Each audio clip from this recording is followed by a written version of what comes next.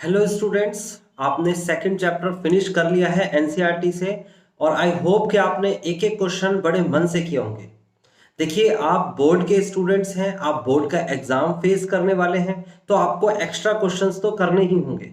तो यहाँ पर चैप्टर सेकंड जो है, इसका सपोर्ट मटेरियल लेकर आया हूं मैं। सपोर्ट मटेरियल ये आप डाउनलोड भी कर सकते हैं, अदरवाइज आपको ये जो आपके सामने असाइनमेंट है, जो आज मैं जिसका इंट्रोडक्शन दे रहा हूं यहाँ पर, जो इंट्रोडक्शन नहीं है, कंक्लूजन कह सकते हो, क्योंकि पॉलिनोमियल तो अब आप जान चुके हो, लेकिन कुछ बातें जो एनसीईआरटी में नहीं कवर हो पाई वो ये कवर कर लेता है। ठीक है ना। ये 2020-2021 यानी कि लास्ट ईयर का हमारे पास एक सपोर्ट मटेरियल है जिसको आप सॉल्व कर रहे हैं, और ये कभी बदलता नहीं है, थोड़ा बहुत चेंजेस होता है इसके अंदर, तो इसको पढ़ते हैं आज हम। ठीक है ना। मैं क्या कराने वाला हूं, मैं आज की क्लास में सिर्फ की पॉइंट्स कराने वाला हूं, और उसके बाद इसके 50 क्वेश्चंस हैं। कितने क्वेश्चंस हैं? 50। वो 50 क्वेश्चंस वही स्टूडेंट्स करें जो स्टूडेंट्स कॉन्फिडेंट हैं कि एनसीईआरटी उन्होंने कर ली है, अब उनको और एक्स्ट्रा क्वेश्चंस करने हैं, तो आप किसी और प्राइवेट राइटर्स या कोई भी बुक से बेटर है इस सपोर्ट मटेरियल की ये 50 क्वेश्चंस करें। लेकिन ये कैसे करने हैं मैं बता देता हूं। सबसे पहले मैं आज की क्लास में आपको की पॉइंट्स पढ़ाऊंगा। आपने एनसीईआरटी कंप्लीट कर ली है, ये मैं एक्सपेक्ट करके चलता हूं कि आपने वो कंप्लीट कर ली होगी। नहीं करी है तो प्लीज कर लीजिए पहले। आज मैं सिर्फ की पॉइंट्स पढ़ाने वाला हूं, यानी कि हमारी आज की क्लास बहुत छोटी होने वाली है, और जब ये की पॉइंट्स आपके कंप्लीट हो जाएंगे आज, तो फिर मैं ये 50 क्वेश्चन आपको नहीं दूंगा। आज ये नहीं देने वाला मैं। आज आपको मैं क्या करने वाला हूं, मैं आपको टेस्ट देने वाला हूं। ओके, यानी कि आपने एनसीईआरटी कर ली, एनसीईआरटी कंप्लीट हो गई, प्लस आपने सपोर्ट मटेरियल का की पॉइंट्स भी पढ़ लिए। ठीक है ना। की पॉइंट्स भी पढ़ लिए आपने। तो ये दोनों पढ़ने के बाद अब आपको क्या करना है, अब आपको यहां पर टेस्ट देना है। एक टेस्ट में 10 क्वेश्चंस है, मैं बता देता हूं। और वो 10 के 10 क्वेश्चंस जो है वो पॉलिनोमियल से है, यानी कि पॉलिनोमियल चैप्टर से है। वो टेस्ट आपको डिस्क्रिप्शन पे मिल जाएगा, जाइए डाउनलोड करिए और कॉपी पे उसका सॉल्यूशन लिखिए। पहले आप अपना नाम लिखिएगा, क्लास लिखिएगा, और फिर उसके बाद आप लिखिएगा चैप्टर का नाम, पॉलिनोमियल टेस्ट में चैप्टर का नाम लिखिएगा। ओके, इतना लिखने के बाद आप एक एक क्वेश्चन, यानी कि जो 10 क्वेश्चन है, एक एक क्वेश्चन को सॉल्व करिएगा। सॉल्व करने के बाद आप मुझे सेंड करिए, और मैंने बताया था आपको सेंड करने के लिए आपको क्या करना है। यस, आपने अगर बैच ज्वाइन कर रखा है तो आप आराम से जो ऐप में आप ज्वाइन है उस ऐप पे सेंड कर सकते हैं। अगर आपने बैच ज्वाइन नहीं किया है तो पहले आप ज्वाइन करें, देन उसके बाद फिर आप ये टेस्ट दे सकते हैं। ठीक है। तो फिलहाल ये टेस्ट आपको देना है 10 क्वेश्चन का। ये टेस्ट जब आप मुझे सबमिट करा देंगे, जैसे ही टेस्ट सबमिट कराया, मैं आपको ये 50 क्वेश्चन का असाइनमेंट दे दूंगा। ये जो आपके पास असाइनमेंट है, ये असाइनमेंट 50 क्वेश्चन का होगा, और ये 50 क्वेश्चन का असाइनमेंट मैं आपको उसी समय दे दूंगा जैसे ही आपने अपना टेस्ट सबमिट कराया। ओके, तो फिर आपकी मर्जी है ये असाइनमेंट आप करते हैं सॉल्व या नहीं। इसका जो डाउट आएगा असाइनमेंट का, वो हम अपनी लाइव क्लासेस में सॉल्व करेंगे, और ऑफ कोर्स आप जानते हैं लाइव क्लासेस का शेड्यूल क्या है। ओके, नाउ मैंने सारी बातें आपको बता दी है, यानी कि हमने पहले एनसीईआरटी से ये चैप्टर किया, उसके बाद आज मैं की पॉइंट्स कराने वाला हूं, उसके बाद आपको टेस्ट देना है। जब आपका टेस्ट सबमिट हो जाएगा, वो जो 10 क्वेश्चंस का है, तब मैं 50 क्वेश्चंस का असाइनमेंट दूंगा, जिसके डाउट्स हम लाइव क्लास के अंदर सॉल्व करेंगे। ओके, यहां पर नेक्स्ट चैप्टर पे चले जाएंगे हम। फिलहाल पहला पॉइंट क्या दे रखा है, देखो ये तो बहुत ईजी है और आप समझ भी जाओगे। Polynomial if x is a variable, n is a natural number, and a0 a1 a2 a3 a not भी बोलते हैं इसे ना, a0 भी बोलते हैं, a3 and so on to an are real number। Polynomial क्या होता है, ये बता रहा है कि पॉलिनोमियल क्या होता है। जब x एक वेरिएबल है, n जो है वो नेचुरल नंबर है, एंड यहां पर इसने क्या बोला है, यहां पर इसने बोला है a0 से लेकर और n यानी नेचुरल नंबर्स तक के सारे रियल नंबर लेने हैं। कहता है then px is equal to this, तो फिर उसके बाद ये आपका पॉलिनोमियल होता है। This is the basic polynomial equation. px is equal to यहां पर n की जगह पर अगर मान लीजिए 1 लिखते हैं, आप क्या लिखते हैं, n की जगह पर 1। ठीक है ना। n कौन है, नेचुरल नंबर, n की जगह 1 लिखते हैं, तो क्या हो जाएगा, ये हो जाएगा px is equal to a1, यहां पर a1, x की पावर 1 माइनस x की पावर यहां पर आ जाएगी आपके सामने 1, x की पावर 1। ओके, कहां रख रहा हूं मैं, वैल्यू बता देता हूं मैं, जहां जहां n है, देखो यहां पर n है, यहां पर n है, यहां पर n है, यहां पर n है ना, n की जगह पर मैं 1 रख रहा हूं, और जैसे ही मैं आगे n की जगह पर 1 रखूंगा तो हो जाएगा a, यहां पर आ जाएगा 1 माइनस 1 और x की पावर 1 माइनस 1, तो x की पावर 1 माइनस 1 इसका मतलब क्या हो गया, ये हो गया आपके पास 0, भाई किसी भी संख्या की पावर 0 आंसर 1 होता है। इसका ये मतलब हुआ कि ये संख्या 1 बन जाएगी और ये संख्या a0 हो जाएगी। तो फिलहाल px इज इक्वल टू हो जाएगा a1x प्लस का a0, यानी कि इसका मतलब ये जो हो गया आपके पास वो लीनियर पॉलिनोमियल हो गया। कौन सा पॉलिनोमियल हो गया? Linear polynomial. तो लीनियर पॉलिनोमियल के लिए क्या करना पड़ा? x की जगह पर 1। ऐसे ही 2 रखेंगे तो क्वाड्रेटिक पॉलिनोमियल, 3 रखेंगे तो क्यूबिक पॉलिनोमियल, और यहाँ पर कौन से है? यहाँ पर n टर्म्स दे रखी है, यानी कि कोई सा भी पॉलिनोमियल आप निकाल सकते हैं। ओके, ये इसने समझा दिया।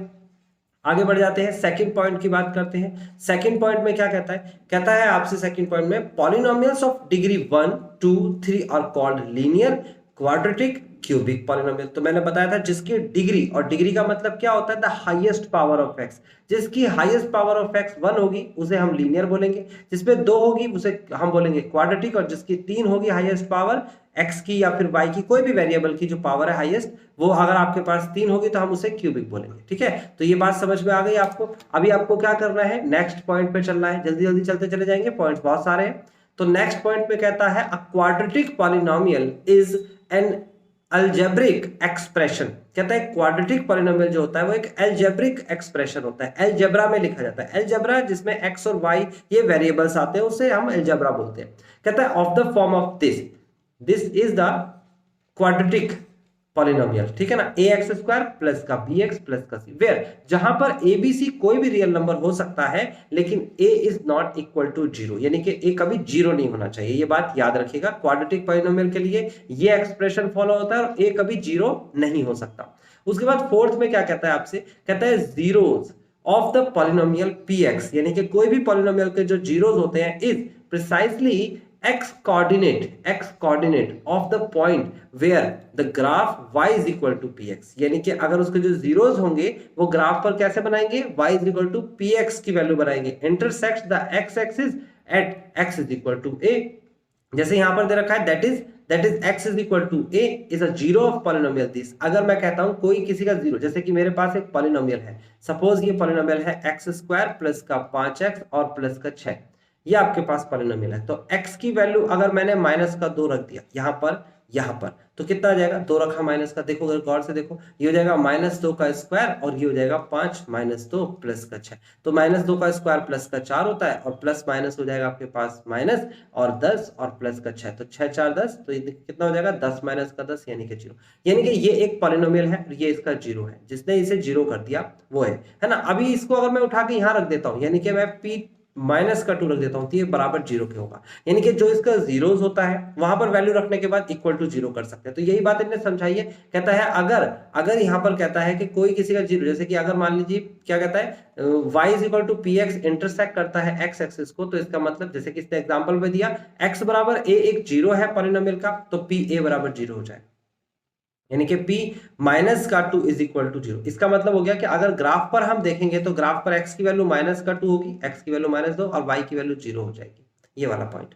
ठीक है ना, तो ये मैंने अच्छे से आपको समझाया था जीरोस ग्राफ पर कैसे दिखाया जाता है, और इसको और अच्छे से क्लियर करेंगे हम अगली क्लास, अगले जो चैप्टर्स पढ़ेंगे उसमें। फिलहाल इसने इतना ही समझाया है, कितना कि अगर कोई किसी पॉलिनोमियल का जीरोस होता है तो वो उसे इक्वल टू रखने के बाद 0 बना देता है। ठीक है ना, पांचवे की बात करता है, polynomial can have at most same number of zeros, यानी कि कहता है पॉलिनोमियल ज्यादा से ज्यादा, एट मोस्ट मतलब ज्यादा से ज्यादा, सेम नंबर ऑफ जीरोस होते हैं as the degree of the polynomial, यानी कि जितनी डिग्रीज होती है उसमें मैक्सिमम। मैंने बताया था आपको लीनियर के लिए क्या बताया था? लीनियर के लिए बताया था कि उसकी डिग्री कितनी होती है? उसकी डिग्री होती है 1। और मैंने बताया था कि लीनियर के केस में वो एक्स एक्सिस को या तो एक जगह पर कट करेगा, देखो इस तरीके से, या फिर वो एक्स एक्सिस को कहीं पर भी कट नहीं करेगा, लाइक दिस पैरेलल बन जाएगा एक्स एक्सिस। तो यानी कि या तो उसके जो जीरोस है वो कोई नहीं होगा, है ना, या फिर उसका जीरोस जो है एक होगा, एक्स एक्सिस को एक जगह कट करेगा। तो इसे हम बोलेंगे एट मोस्ट, क्या बोलेंगे? At most 1 zeros. इसका मतलब ज्यादा से ज्यादा एक जीरो है, यानी कि एक से ज्यादा नहीं हो सकता, हाँ एक से कम हो सकता है, लाइक दिस। इसी तरीके से मैंने आपको क्वाड्रेटिक के बारे में बताया था। मैंने कहा अगर आपसे क्वाड्रेटिक पूछ लिया जाता है, क्वाड्रेटिक पॉलिनोमियल की बात करता है, तो उसमें क्या हो सकता है? देखो, या तो वो पैराबोला इस तरीके से 2 जगह टकराएगा, या फिर वो पैराबोला एक जगह पर कहीं पर टकराएगा, लाइक दिस है ना, एक जगह पर, और या फिर वो पैराबोला कहीं पर नहीं टकराएगा। तो इसका मतलब इसमें कितने जीरोज हो गए, देखो एक्स एक्सिस में 2, इसमें कितने जीरोज हो गए 1, इसमें कितने जीरोज हो गए, इसमें कोई जीरो नहीं हुआ, यानी कि है ही नहीं कोई। तो यहां पर भी बात आई ना, एट मोस्ट क्या बोलेंगे इसे, इसे बोलेंगे एट मोस्ट 2 जीरोज।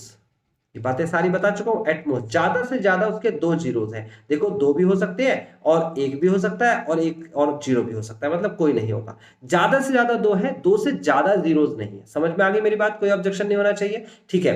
तो यही बात इन्होंने बोला है कि जितनी उसकी डिग्री होगी, अगर 3 है तो ज्यादा से ज्यादा 3 जीरोज होंगे, 4 है तो ज्यादा से ज्यादा 4 जीरोज होंगे, है ना। तो ये बात इसने यहां समझाई है। छठे में क्या कहता है, if one zero of quadratic polynomial px is negative, अगर एक जीरो नेगेटिव है ऑफ द अदर, दूसरे वाले से, तो फिर क्या होता है उस केस में क्या होगा, अगर एक जीरोस जो है दूसरे वाले का अपोजिट है, नेगेटिव। देखो ये वाले जो मैं आपको की पॉइंट्स बता रहा हूं, ये इसलिए बता रहा हूं क्योंकि अभी जो नया सर्कुलर आया है सीबीएसई का, उसमें ऑब्जेक्टिव क्वेश्चंस भी है, उसमें वैल्यू बेस्ड क्वेश्चन भी है, और वो इन्हीं से बनते हैं। अदरवाइज आपको लेंथी तरीका जो फॉलो करना पड़ेगा, लिटरली सॉल्व करना पड़ेगा, वो फॉलो नहीं करना। ये कंडीशंस याद रखने से, छठी कंडीशन बहुत इंपॉर्टेंट है। देखो मैं क्या समझाता हूं, अगर मान लीजिए मेरे पास एक क्वेश्चन दे रखा है, जैसे कि एक्स स्क्वायर प्लस का 0x और प्लस का दे रखा है, यहां पर मान लेते हैं हम 9 इज इक्वल टू 0, या माइनस का 9 लिखेंगे ना, प्लस का तो करेंगे नहीं, नॉट डिफाइंड हो जाएगा, माइनस का करते हैं तो माइनस का हो जाएगा 9। ओके, ये मैंने एक पॉलिनोमियल अपनी मर्जी से लिखा। अब मैं इसका जीरोस तलाशना चाहता हूं, यानी कि x की वैल्यू। तो देखो यहां पर x का कॉफिशिएंट क्या है, this is the coefficient of x, x के साथ जो संख्या गुणा में वो तो 0 है, तो इसका तो कोई मतलब ही नहीं है। तो बचा क्या, एक्स स्क्वायर माइनस का 9 is equal to 0, then x square is equal to 9, then x is equal to हमारा हो जाएगा प्लस माइनस रूट ऑफ 9, और this is x is equal to plus minus 3, यानी कि x की वैल्यू एक बार 3 आ गई और x की वैल्यू एक बार माइनस 3 आ गई। तो इसने कहा है ऐसी सिचुएशन पहले बनानी है जिसमें कि क्या बोलता है, 1 0 ऑफ क्वाड्रेटिक की बात कर रहा था तो मैंने क्वाड्रेटिक लिया, quadratic polynomial is negative the other. देखो एक दूसरे का नेगेटिव है, ये 3 है और एक माइनस का 3 है ना, एक दूसरे का नेगेटिव है। तो ऐसी सिचुएशन कभी भी आए कि एक जीरो दूसरे जीरोस का नेगेटिव हो, यानी कि एक दूसरे का अपोजिट साइन में हो, तो उस समय एक्स का कॉफिशिएंट जो होता है वो हमेशा 0 होता है। देख सकते हो एक्स का कॉफिशिएंट 0 ही है, आप देख सकते हो यहाँ पर। तो यही बात बोल रहा है, the coefficient of x is 0, हमेशा ऐसा होगा। यानी कि अगर मैं आपसे कहूं, एक नॉर्मल सा ऑब्जेक्टिव क्वेश्चन हो गया कि 1 जीरोस इज, कहता है if zeros of a quadratic polynomial of a quadratic polynomial, हाँ जी, क्वाड्रेटिक पॉलिनोमियल, अगर मैं कहता हूं the zeros of a quadratic polynomial is, अगर मैं कहता हूं 1 इज 3 एंड अदर इज -3, तो आपसे पूछ रहा हूं find the coefficient of x is, तो आप कहेंगे सर कॉफिशिएंट ऑफ एक्स होता है 0, अभी तो बताया कि अगर एक दूसरे के अपोजिट साइन से होते हैं तो कॉफिशिएंट ऑफ एक्स कितना हो जाएगा, वो 0 हो जाएगा। ओके, ये बात समझ में आती है। फिर कहता है if zeros of quadratic polynomial px, एक क्वाड्रेटिक पॉलिनोमियल्स के जीरोस जो है, कहता है reciprocal to each other. Reciprocal मतलब एक अल्फा है तो दूसरा 1/अल्फा है, अगर ये रेसिप्रोकल है तो इसका मतलब ये होता है कि उनका कॉफिशिएंट ऑफ एक्स स्क्वायर उनका कांस्टेंट टर्म होता है, यानी कि कांस्टेंट टर्म और कॉफिशिएंट ऑफ एक्स स्क्वायर एक ही होगा। अब ये क्या बताना चाह रहा है, पहले मैं समझा देता हूं, फिर समझ में आएगी आपको बात। देखो यहां पर पहले तो हम नॉर्मली क्वाड्रेटिक पॉलिनोमियल लिख लेते हैं, ax स्क्वायर प्लस का bx प्लस का c, और आपको सारी बातें क्लियर होनी चाहिए। देखो ये क्या है, कॉफिशिएंट ऑफ एक्स स्क्वायर, ये क्या है, कॉफिशिएंट ऑफ एक्स, ये क्या है, कांस्टेंट टर्म। इसने बोला है कि अगर एक जीरो दूसरे जीरो का रेसिप्रोकल है, जैसे इसका एक जीरो जो है वो अल्फा है और दूसरा जीरो 1/अल्फा है ना, एक दूसरे का रेसिप्रोकल, तो उस केस में a बराबर c के होगा, ऐसा बोला इन्होंने कि a बराबर c के होगा, यानी कि जो कॉफिशिएंट ऑफ एक्स स्क्वायर है वो कांस्टेंट टर्म के बराबर। अब हमें तो बात समझ नहीं आ रही, तो मैंने आपको बताया था क्वाड्रेटिक इक्वेशन बनाने के लिए एक जनरल सी कंडीशन होती है, वो क्या होती है, वो कंडीशन लिख लीजिए, देखिए एक्स स्क्वायर माइनस का sum of zeros into x plus का product of zeros is equal to 0, बताया था मैंने। अब मैंने कहा है कि अगर जीरोस एक दूसरे के रेसिप्रोकल है तो इसका मतलब क्या हो गया, इसका मतलब ये हो गया कि पहले लिखेंगे एक्स स्क्वायर माइनस का अल्फा की जगह पर अल्फा रहेगा और बीटा की जगह 1/अल्फा रहेगा, एक्स प्लस का अल्फा की जगह अल्फा रहेगा और बीटा की जगह 1/अल्फा रहेगा इज इक्वल टू 0। तो आप गौर से देखेंगे तो यहाँ अल्फा से अल्फा कैंसिल हो जाएगा और फिर उसके बाद क्या बचेगा, एलसीएम लेंगे तो ये बचेगा एक्स स्क्वायर माइनस का अल्फा स्क्वायर प्लस 1 अपॉन में अल्फा और x प्लस का 1 इज इक्वल टू 0। तो गौर से देखिए क्या लिखा है, यहाँ पर 1 लिखा है, यहाँ पर क्या लिखा है एक्स स्क्वायर कि आगे क्या लिखा हुआ, कुछ नहीं लिखा तो 1, तो दोनों इक्वल आ गए कि नहीं आ गए। अगर एलसीएम भी लेंगे तो दोनों तरफ अल्फा अल्फा आ जाएगा, तो यानी कि इसकी बात सही साबित होती है। बस आपको तो ये बात याद रखनी है।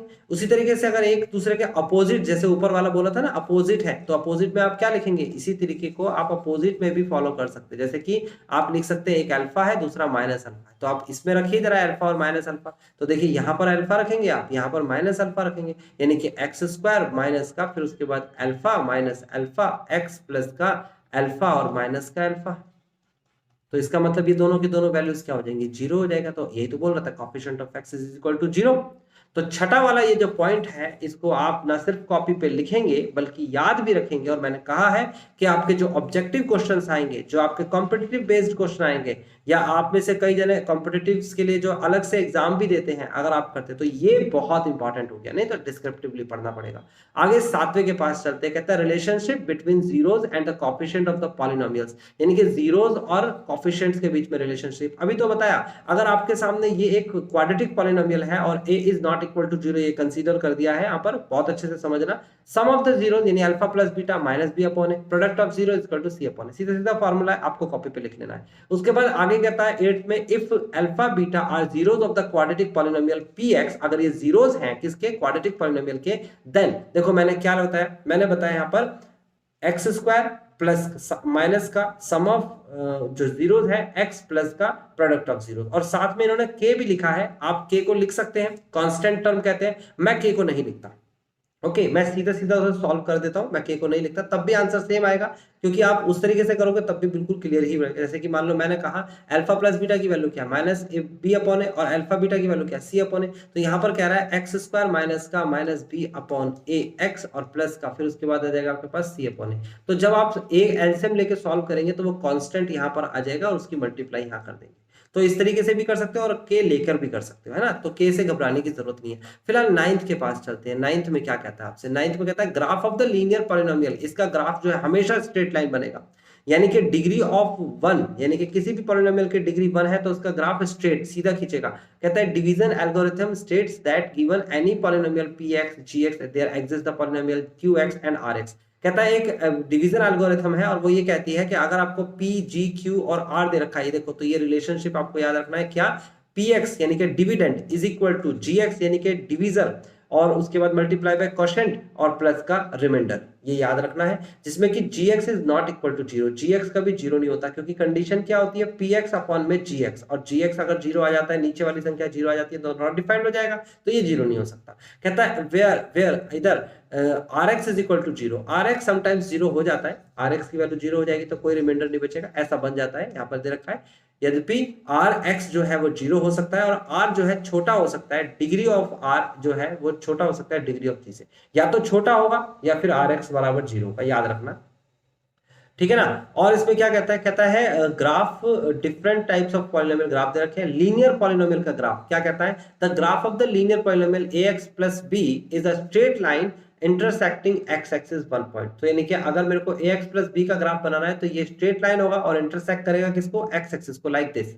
ओके इस तरीके से हमारा ग्राफ बन जाएगा ax प्लस बी का। उसी तरीके से क्वाड्रेटिक के ग्राफ जो होते हैं अलग अलग होते हैं, जैसे कि यहाँ पर दे रखा है ax square plus bx plus c is a parabola, ये क्वाड्रेटिक में पैराबोला बनता है। कहता है अपवार्ड बनेगा, ये अपवार्ड क्यों बनेगा, क्योंकि a जो है वो ग्रेटर देन जीरो होगा। अगर a ग्रेटर देन जीरो है यानी कि ये जीरो से बड़ा है तो ये ऊपर की तरफ बनेगा। जैसे कि अगर मैं आपसे कहूं कि एक पॉलिनोमियल दे रखा है 4x स्क्वायर प्लस का 5x प्लस का 6, तो आप कहेंगे सर जी ये बताइए कि कैसा पैराबोला बनेगा, आप कहोगे सर जी ऊपर की तरफ बनेगा, कटेगा नहीं कटेगा बाद में, लेकिन ऊपर की तरफ बनेगा। लेकिन अगर a छोटा है जीरो से तो यही पैराबोला नीचे की तरफ बनेगा। बात समझ में आती है, ऊपर की तरफ और नीचे की तरफ कैसे बनता है, अपवर्ड और डाउनवर्ड कैसे बनता है, a डिसाइड करके बताता है। a अगर पॉजिटिव में है तो ऊपर की तरफ बनेगा और a अगर नेगेटिव में है, लाइक दिस, यहाँ पर a नेगेटिव में है तो नीचे की तरफ बनेगा, यहाँ दे रखा है इसने बना के, ठीक है ना। और उसके बाद कहता है and intersect x axis maximum 2 distinct point. मैंने कहा था ज्यादा से ज्यादा 2 पॉइंट्स पर कटेगा, एक पॉइंट पर भी इंटरसेक्ट कर सकता है और हो सकता है एक भी पॉइंट पे इंटरसेक्ट ना करे। ओके यहाँ पर भी सेम कंडीशन फॉलो की गई है, 2 डिस्टिंक्ट पॉइंट। डिस्टिंक्ट का मतलब होता है बेटा निश्चित,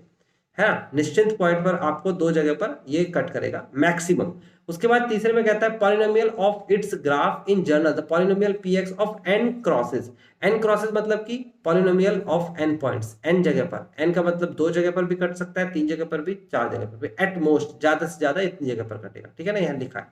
उसके बाद फिनिश होता है हमारा ये टॉपिक, यानी कि आपका ये टॉपिक जो है इसमें की पॉइंट्स जो है वो कितने हैं देख लेते हैं। ये सारे की पॉइंट्स हैं, तो ये की पॉइंट्स रखे टोटल 10 की पॉइंट्स को एक बार फिर से रिकॉल करेंगे। मैंने रैपिडली इसलिए कराया क्योंकि ऑलरेडी आपने ये टॉपिक कर रखा है।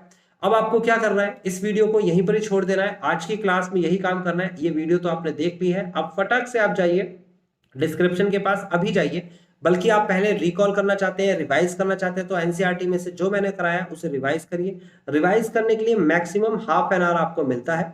हाफ एन आवर रिवाइज करने के बाद आप इस टेस्ट को देंगे, और जो 10 क्वेश्चन का ये टेस्ट है, ये 10 क्वेश्चन का जो टेस्ट है, इसे टेस्ट को आप सबमिट कराएंगे। देन उसके बाद मैं आपको असाइनमेंट दूंगा, और असाइनमेंट में क्या होगा, ये क्वेश्चंस होंगे, ये आपके सामने है। ये देखिए यहां से आपके क्वेश्चंस हैं, फर्स्ट क्वेश्चन से आपको स्टार्ट किया गया है। वही पैटर्न है जो आपके लेटेस्ट सीबीएसई के उसमें आएगा, और ये आए हुए क्वेश्चंस भी हैं इसमें। लास्ट में बहुत अच्छे से डिजाइन किया हुआ है, ये आए हुए क्वेश्चंस भी आपको दे रखे हैं, वेरी शॉर्ट टाइप क्वेश्चंस भी दे रखे हैं, सब कुछ अच्छे से दे रखा है, और नीचे आंसर्स भी दे रखे हैं ये, ठीक है। तो ये आपके टोटल 50 क्वेश्चंस है, ये टोटल 50 क्वेश्चंस तक आपको कंप्लीट करने हैं, यहां तक फिनिश है। और आंसर्स मैच करने हैं, जिसके आंसर्स मैच नहीं करेंगे हो सकता है आंसर में मिस्टेक हो। अगर आपको अपने ऊपर कॉन्फिडेंट है तो आप ध्यान रखिएगा आंसर में भी मिस्टेक हो सकती है, ठीक है। तो आप परेशान मत होइएगा, बस मुझसे क्वेश्चंस के डाउट पूछ लीजिएगा। आज की क्लास यहीं फिनिश करते हैं बच्चे। अभी हम मिलेंगे अगली क्लास में, हम एक फ्रेश टॉपिक के साथ मिलेंगे, एक नया चैप्टर करेंगे।